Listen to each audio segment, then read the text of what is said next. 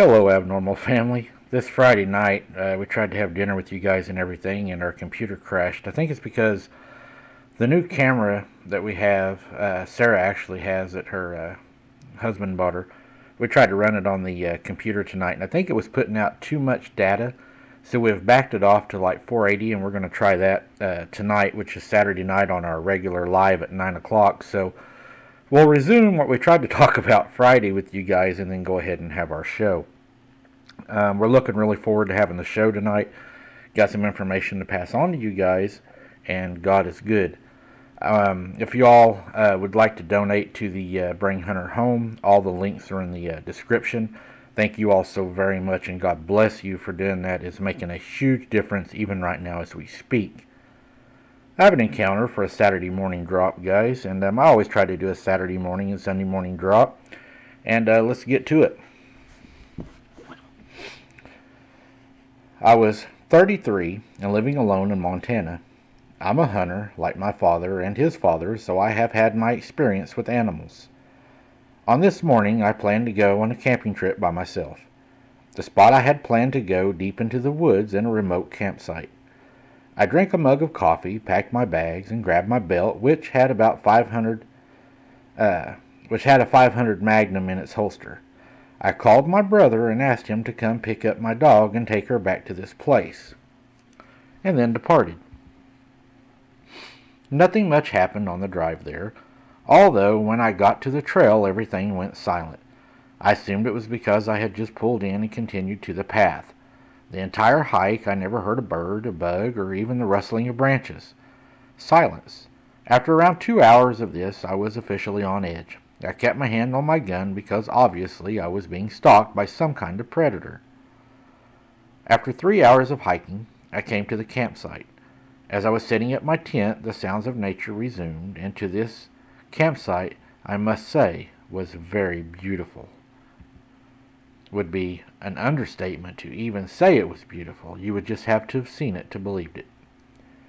It was on a ridge overlooking the small town I lived in. I threw my bag in my tent and began unpacking it. Once again, everything fell silent. The silence was broken by the sounds of the trees knocking against each other in the wind. I set up my sleeping bag, and when I left the tent, I took a can of beans out of my food bag, then put the rest in a tree. That's when I heard the twig snap around 20-30 feet from me into the woods. I turned around and my hand was automatically on my gun. And, of course, I started to watch the woods. I was uncomfortable feeling, to say the least. I saw nothing. As I tried to start a fire to cook my food, I heard rustling followed by frantic, massive footsteps. I pulled out my gun and once again turned around. The iron sights were aimed at the center mass of what I can only describe, and I hate this word, a demon. It had the legs and horns of a goat, and stood on 2 feet. It had a brown furry body and human-looking arms. It had the face of a kangaroo, and its eyes emanated malice. It inched closer to me, and I fired a warning shot. In response to that, it screamed. It sounded like a fox, a deer's mating call, and the most painful, blood-curdling human scream I'd ever heard. The thing was right in front of me. Its snout was almost touching my face, and those yellow eyes, almost lizard-like eyes, were stabbing into my soul. I did happen to notice while looking into the eyes they had slits in them like a snake. I knew that if I moved, it would kill me. I don't know how. It was just a thought that ran through my mind. It was a feeling that I was already dominated. I slowed my breathing, and as I did, the creature pushed me to the ground. Without breaking eye contact, it got back up and just stood there. We had both fallen to the ground. Why did it fall? When I looked, I noticed it had tripped over a large root that was protruding from the ground. I thought it was fixing to attack me on the ground, but no, it let me up. It came up to me again and screamed. This scream seemed to shake the entire forest, and in response I threw my hands up and screamed back. It just kept staring at me, toying with me. I put my gun directly to its throat, and I screamed again. And I screamed back off. It still stood there, so I pulled the trigger out of fear. With my ears ringing, it screamed once again, and the creature ran back towards the woods. I began to pack up my stuff. And whenever I looked up, I saw it staring at me. It was bleeding from its throat, and it was packing leaves and dirt from the ground into the side of its neck. I could tell that it was wounded. I knew that it was hurt. I could hear the gurgling bubbles in its throat as it was trying to breathe. It was a god-awful sound. I ended up just throwing my tent and stuff to the ground, and I took off in a run.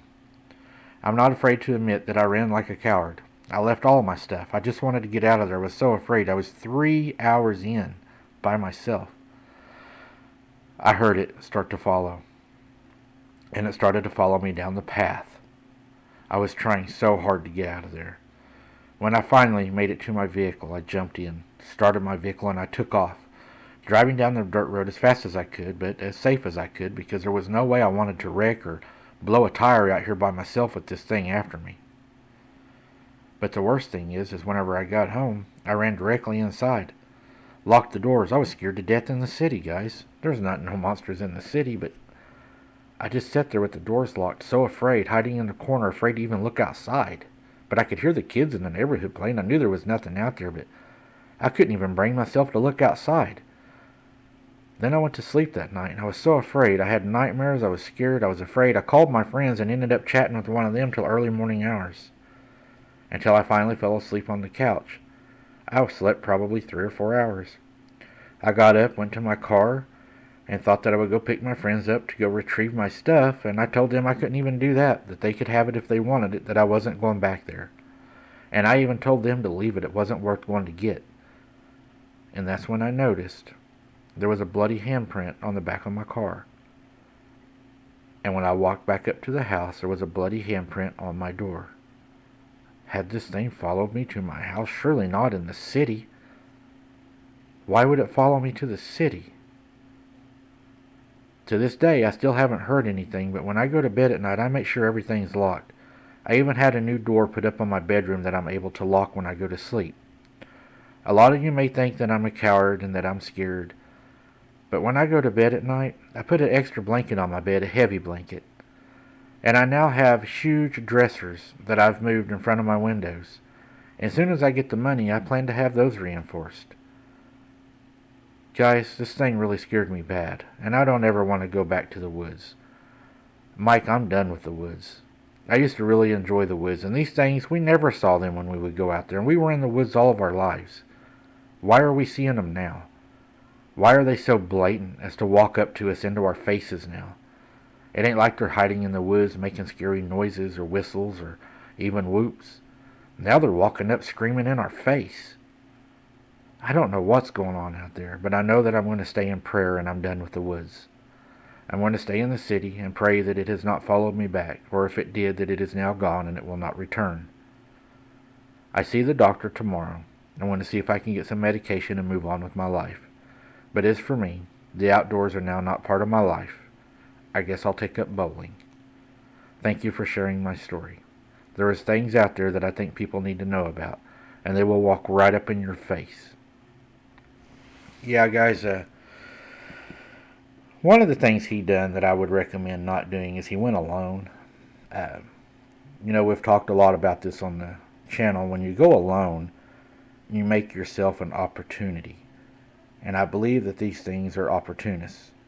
And when you're out there alone, so many things can happen to you in the woods. It can look like an accident, a mistake, and if you're out there for 3 or 4 days, these things could even get a snack off of you because, other animals are going to eat on you if you happen to, expire in the woods. And then, they're all going to say that it was just, natural things in nature that happened to you. And nobody's ever going to know the truth. I think these things know that. And I believe they know what they can get away with and what they can't. And when you're alone 3 hours into the woods, something happens to you. You twist your ankle, you fall, you hit your head, whatever, like when it shoved him down and they both fell. If he would have hit his leg or broke his, hit his leg, if he'd have hit his head or broke his leg, then the outcome to the story, I think, would have been a lot different. It would have been that he fell, hit his head, and coyotes or, raccoons or whatever may have snacked on him, and other things that may be out there and wherever he lives. And I think that we have to be careful whenever we do go to the outdoors, and we have to respect the outdoors and know that they're not like they used to be. I mean, I know back in the 50s, my uncle, would talk to me, and he would see things down there, and they would hear things down there, but it wasn't as upfront as they are now. I mean, people would see things, but it was always at a distance, or it was never right up in your face. And I think there is something that has changed. I believe that a lot of our sightings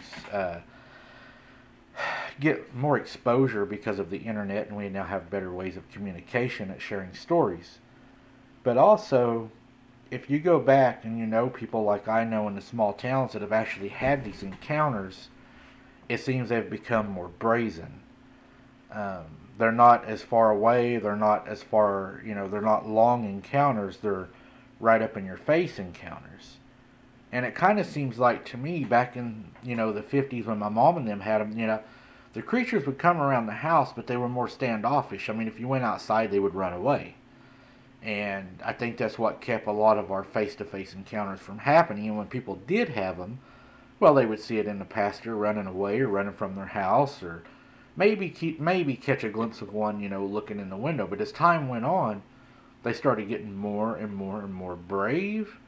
And I think they're sensing the change in the times also. So I don't know, guys. That's just a little bit of my thoughts I wanted to share at the end of this with you guys. Let me know in the comments what you think. That's just some of my opinions. And I'll see you tonight on the live, guys. And if you got any questions about this, I'd be glad to answer them on the live tonight, and maybe we can discuss it. But again, thank you for listening. If you don't mind, smash that like button if you didn't smash it when you started watching. It helps a whole lot with the channel. We're growing, and it's because of you guys hitting that like button. You guys are doing it. So when you see the channel grow, pat yourself on the back because you all are a huge part of it.